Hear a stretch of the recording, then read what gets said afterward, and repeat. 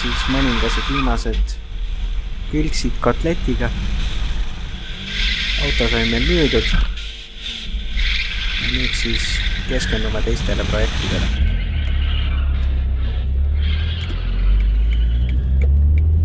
Just sel päeval, kui otsustasime rajale minna, sõitis üks Audi läbi seina. Siin oleme siis meie ja hakkab pihta.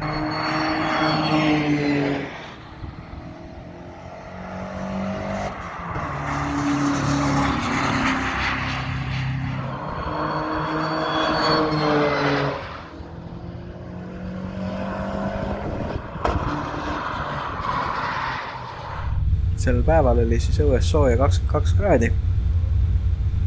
Iseenesest hea päev testimiseks. Saime teada, et pidurite upgrade töötab kõik väga hästi. Kogu selle sessiooni jooksul ei muutnud pedaal üldsegi pehmemaks. Pidurid toimisid väga hästi. Mis aga välja tuli oli see, et peale esimest ringi oli sisselaske temperatuur juba piisavalt kõrge ning sirgete peale oli kiirendus üsna 0.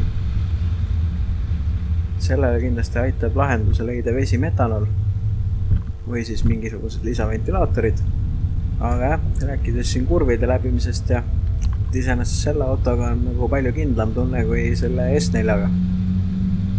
Vedrustus ja kõik asjad nagu toimivad väga hästi. Kordagi sihukest tunnet ei ole, et lappama läheb. Kindlasti annab siin, ütleme, mõne kurvi arvelt siin parandada. Olen siin jälginud neid kurvi kiiruseid. Need on juba päris okeid, aga muidugi üks häiriv faktor on see, et meil on siiani istmed nagu ikka täiesti stokk.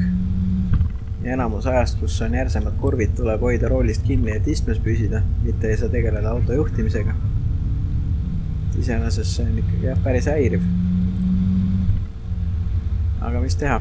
Eks selle upgrade'i katsub järgmisena ära teha. Või siis teeb ennem vesimeta. Eks vaatab, kuidas läheb. Kuna mootori osas midagi muudetud ei ole, siis oli hea vaadata, kuidas neliku kere peal ringaeg paraneb. Vahe tuli siis nüüd kokkuvõttes lõpuks oma 2-3 sekundit.